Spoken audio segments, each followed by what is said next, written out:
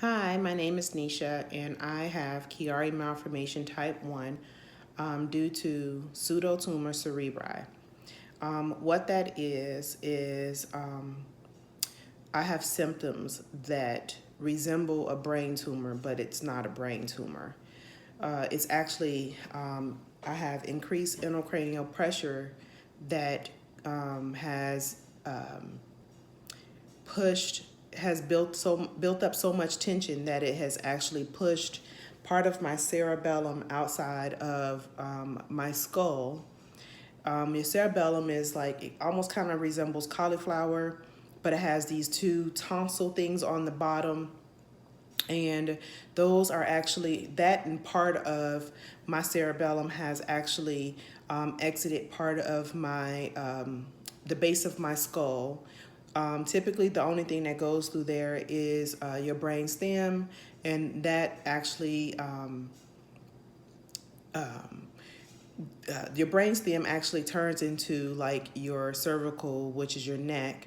And that's really, and other than that, and your spinal fluid is the only thing that really should be going through that hole. But mine actually has part of my brain going through there. So it causes a hard time for spinal fluid to circulate from my brain through my vertebrae down to to my back and back up because it's blocked.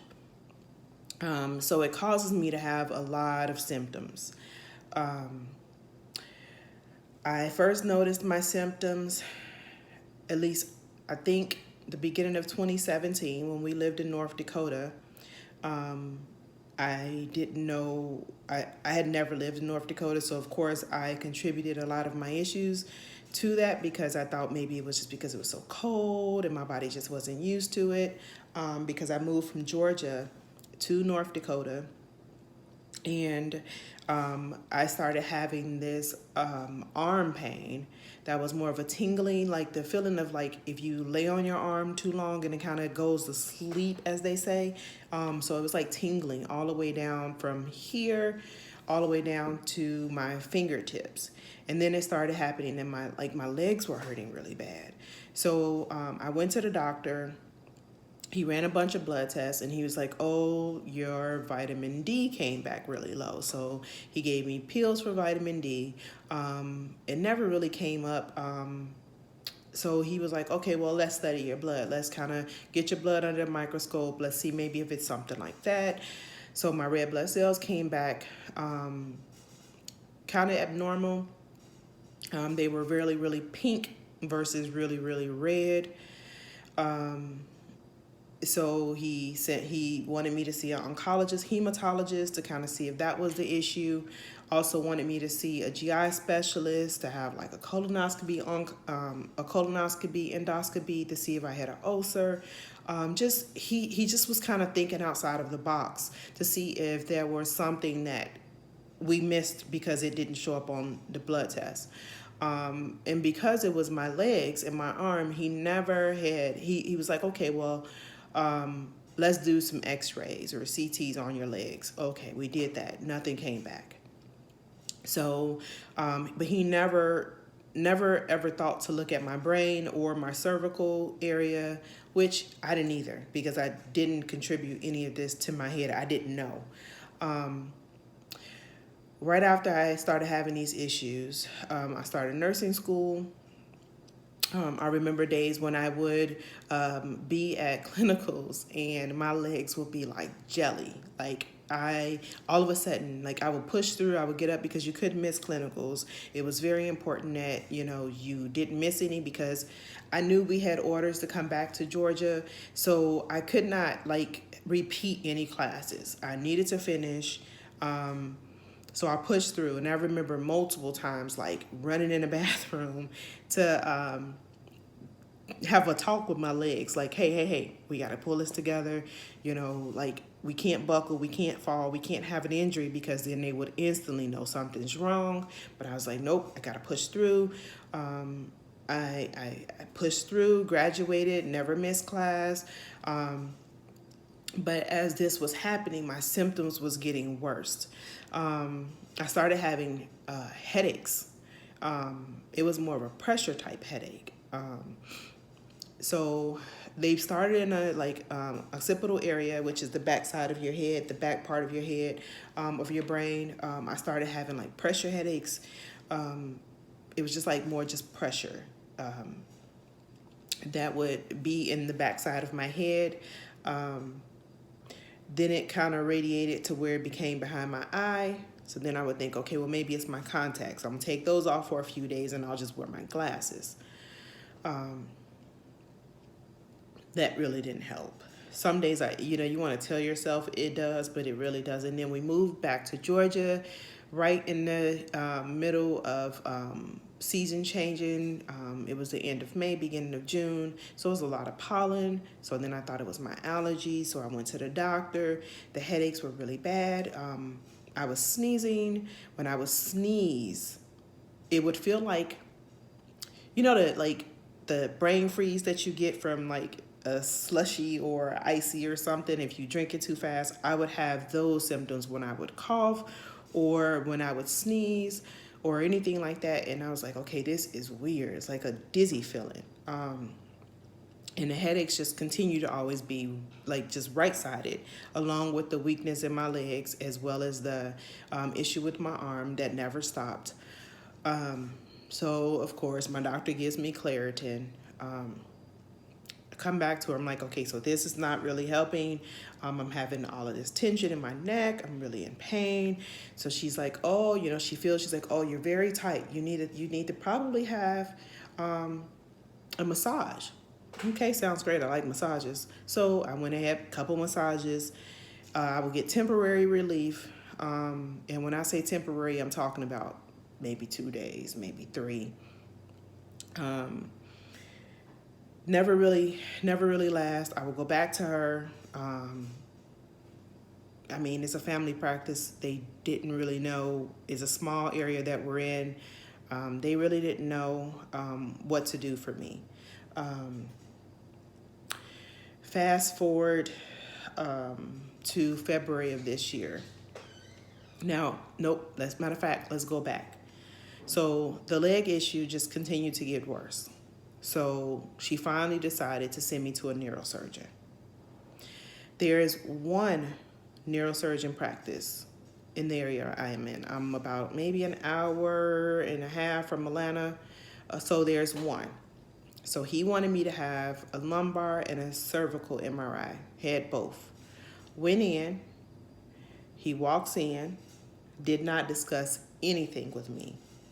My daughter, me and my youngest daughter had been there for a couple hours waiting to see him. He walked in, said, everything looks fine. Here's a prescription for some pain meds, and call me if you need something, and walked out.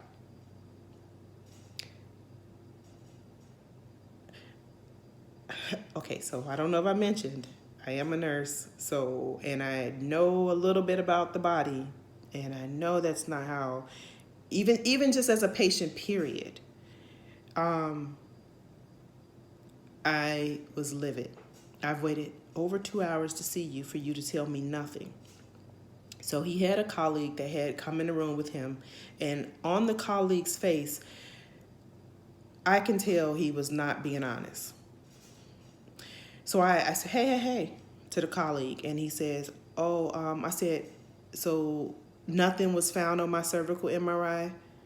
I had already had the report from my lumbar one because I had them at 2 different locations. So I knew I had a small tear in my lower back. But I knew that couldn't have been what was causing me to have nerve issues, because my issues are definitely like nerve issues.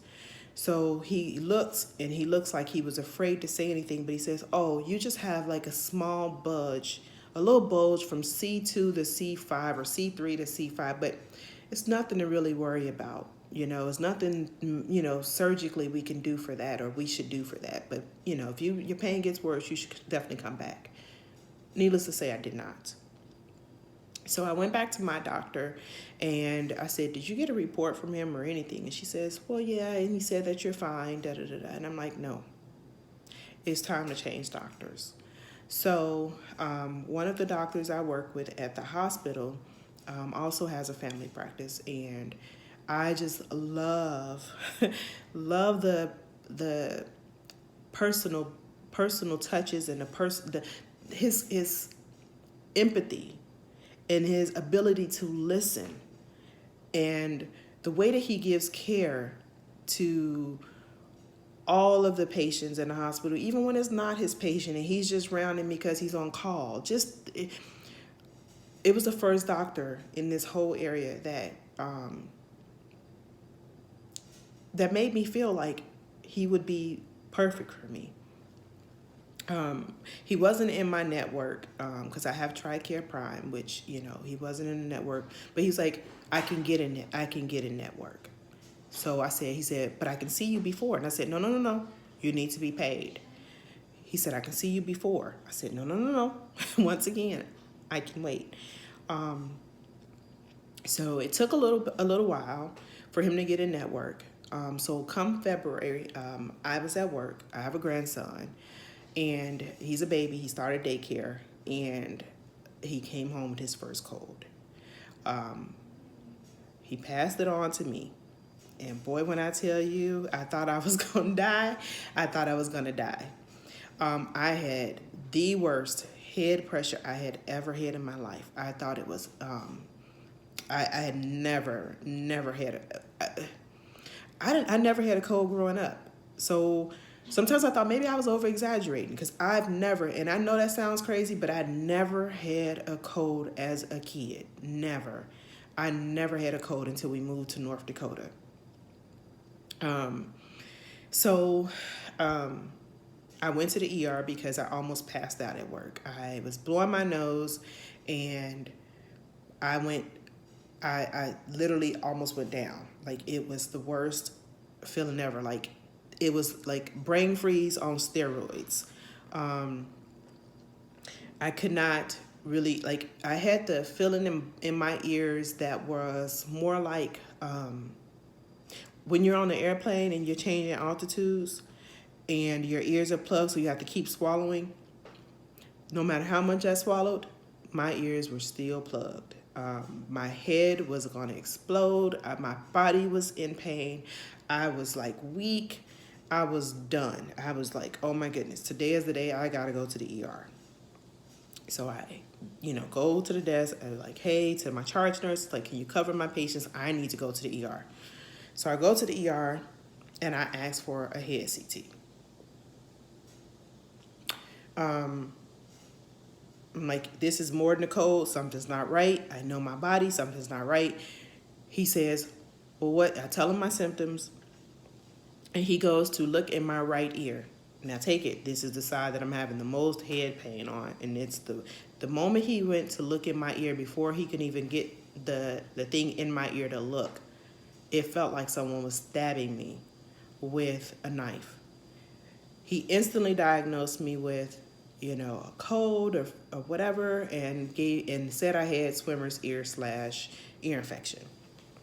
Never had ear infection, so I was like, okay, so no head CT. He's like, oh no, you don't need one of those. If I would have had a head CT that day, I would have been diagnosed with Chiari malformation type 1. Just a simple head CT. I have insurance. My insurance would have paid for it. I don't need any authorizations. I don't need anything. My insurance would have covered it. And if they wouldn't have, I would have. But they did. They would have. He gives me a couple prescriptions. He tells me it's best for me to spend the day at home. He gives me a note. Tells me I need to start these meds immediately. So 2 days pass. I go back to work.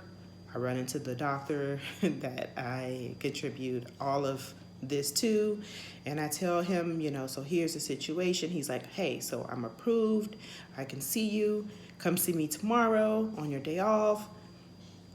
So I go see him the next day, and I'm telling him, well, this is what happened. This is what the ER said. And he's like, no. So he's noticing that my lymph nodes and the side of my right face on the right side is swollen.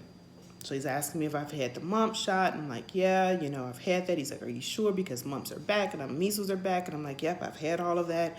I have to have it for the job. I'm good. He's like, well, he's like, can you take this? And I'm like, nope, I'm allergic to sulfa. He's like, dang it. So anyway, he gives me a prescription. I take the prescription and get no better. So he's like, you know what? We're going to run a bunch of blood tests. So he does. I'm telling him, I said, so here's the deal. I'm going to run down my symptoms. And I don't want you to think I'm crazy. He said, no, I would never think you were crazy. So here I am. So I have this leg pain that has been happening for over 2 years now, to where it's like a consistent leg pain. I actually get weak and I get to where I'm almost about to fall. I have this arm tingling and it is horrible. It's like, I feel like I'm laying on my arm all the time. It tingles all the way from, here, all the way down to my fingers. And I said, and I have tingling on the top of my feet, not the bottom, just the top. I said, I also have these headaches. And I started explaining how my headaches are. And I was like, in this neck pain, I was like, oh my goodness. And I was like, and my back hurts. And I'm like, and I have this ringing / fullness in my ears, and I have swelling, and I'm like, and I said, and then it also bothers me, like, most of the time when I try to look up. And he's like, He said, when you look up? I said, when I look up. I said, it's weird because I can be fine. Then I go to look up and it's like painful. It's kind of very hard to look up. So at this moment, I didn't realize, like, also about I forgot to mention my forgetfulness. I've always had a very, very good memory. I can remember anything from years and years ago, but ask me what happened yesterday, I can't tell you. I have no idea. And I sit there and I had to think about it. And another thing that's happening with me is words. My mind tells me I know what I want to say, but my mouth doesn't say it. It uses a total different word. So then he runs a bunch of tests, and one of my random endocrine tests come back abnormal. So he's like, this is not normal.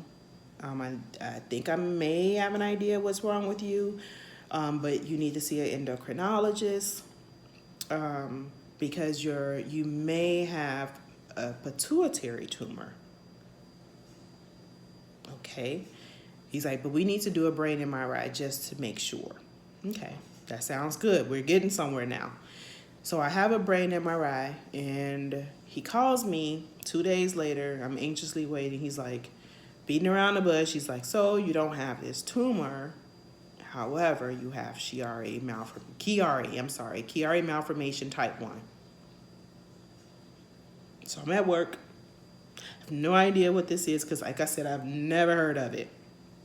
And he goes into explaining. He's like, oh, but don't worry. He's like, you were most likely born with it. It's congenital. You're born with it. You typically don't have symptoms until you're, maybe late teens or adulthood, and you have all of the symptoms. Great. Probably wouldn't have had all the symptoms if I'd have been diagnosed 2 years ago, but hey, here we are. At least he figured it out. Okay. So he's like, you need to see a neurosurgeon. He's like, I was like, I'm not going to go to the ones in Macon because, I went there. He's like, yeah. He's like, didn't he tell you? Then he's like, where's your cervical spine, MRI? He's like, he looks at it and sure enough, it's there. It's on the cervical spine, and I could have been diagnosed months ago. But, here we are.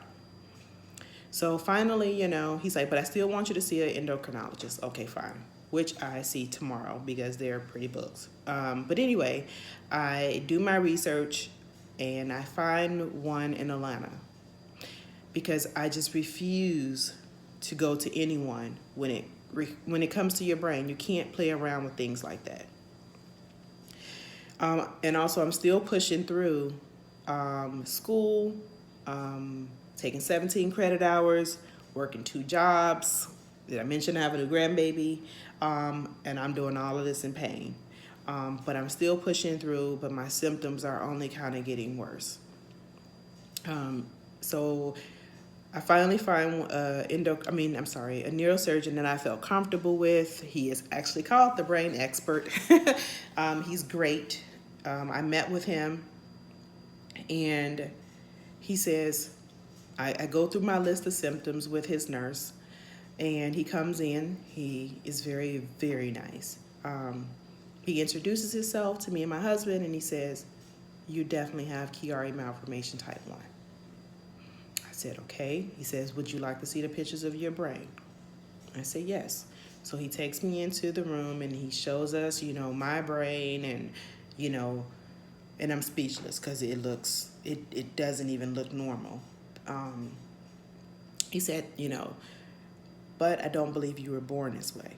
So now I've already wrapped my brain around, oh, I was born this way. I've done my research. This is what it says. This is how you there is no cure. So I knew that. And so I didn't expect him to cure me because there is no cure. So he says to me, "Yours is acquired." Wait, what? I didn't even know you could acquire it. So I was completely confused. He said, "You definitely have Pseudotumor Cerebri." So now I'm speechless again because I didn't know what that was either. And he says to me, I have the, increased intracranial pressure in my head. The cure for that, well, not really cure, but the way to deal with that is a medicine called Diamax. Okay, but you can't have it. Why can I not have it? Because I'm allergic to sulfa. I have very, very bad reactions to sulfa. Second option is a shunt. They put it in between your left or right ventricle. Mine would have probably been right because that's where my pressure mostly is, or that's where I have my symptoms. Well, I don't have any spaces in either ventricle, left or right. And I have no place for the CSF fluid to flow because my brain is plugging it. So he says, we need to operate. We need to do a decompression to first get the pressure off of your brain, off of your cerebellum. So my first surgery is scheduled for June 26th. I will be having a decompression surgery, which is the classic surgery for Chiari malformation patients. It's where they cut a part of your brain from where you have that little notch at in your head. They cut from there to mid-neck, and they remove a portion of your skull, and they also remove part of your C1, your C2, which is your axis and atlas. They basically sit on each other and they rotate. So they remove the back part of that as well.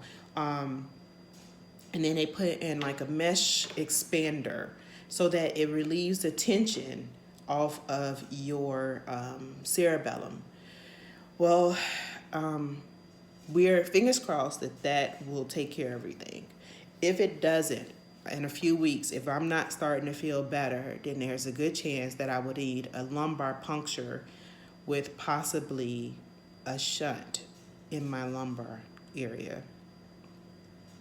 So I am right now just praying that that will be enough, just the decompression. I do not want a lumbar shunt. I don't want a lumbar puncture. I don't want a brain surgery either. But I can't live like this. It's no quality of life. And I got a lot of reasons I feel like I need to live. So I can't just stay locked in the house. So I want to say last Wednesday, I went to work. I was scheduled to work up until the 23rd, both jobs, and I was going to do a 7-day stretch. So I woke up last Thursday, and I was barely able to walk. My head was killing me, and I was barely able to walk. But I did not want to call off because there is nothing worse than working short. If my fellow nurses know what I mean, it's horrible working short. Thankfully, I had not called off because someone else had called off. So I went to work, and I had patients that were completely the furthest away from the nurse's station that could be. And it was a rough 12-hour shift. I'm telling you, it was rough. So I didn't think I can do another day. I was in so much pain. So I just so happened to get a call from my doctor's office, the neurosurgeon office, saying my pre-op paperwork and all of that, everything's done, and that all of my tests came back clean, and I'm cleared, and everything is good for surgery on the 26th. And she says, "How are you doing today?"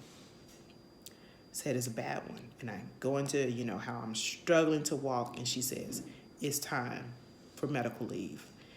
You're not safe to your patients, you're not safe to yourself, you're not safe to be there," because I literally was struggling.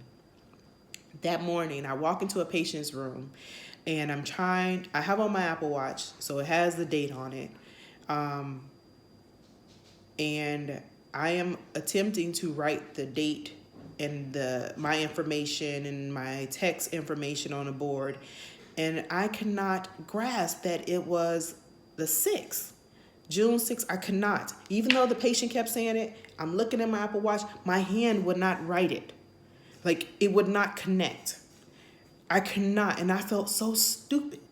And it wasn't that they were making me feel stupid. I felt stupid because something as simple as writing the date made me feel completely stupid because I could not connect. So when I was explaining, that's one of the reasons, other than the fact that I could not walk.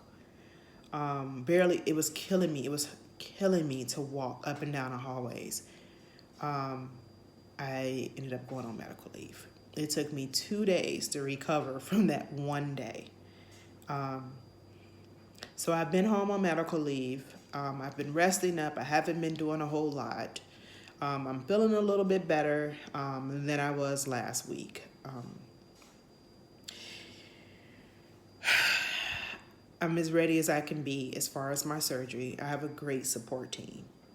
Not only do I have my husband, I have 2 daughters, and I have a grandson. I have my sister, and I have her kids and her husband, and I have a boatload of co-workers who've checked on me. I have my Facebook friends and people I've known my whole life who just, has been loving on me, and it's been great.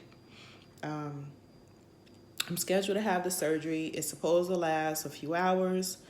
I will not be going to ICU, thankfully. My doctor prefers the step-down unit. It's a neurological step-down unit. They know his procedures. They know what to look for. I could be there anywhere from 2 to 4 days, fingers crossed. Recovery time is about 4 weeks. 4 weeks. And I am kind of looking forward to getting it over with. I don't know. My plan is to kind of do another video before my surgery, after my surgery, and through my recovery, just to kind of let people know how it went, how I feel, if I feel relief. And that's kind of where I'm going to go. I don't want to make these videos really long. The first video is very detailed, but going forward, 10 minutes max. I don't want people to be on here watching a movie. This one is just long because it's the first video. So with that being said, I will keep you all updated and talk to you soon.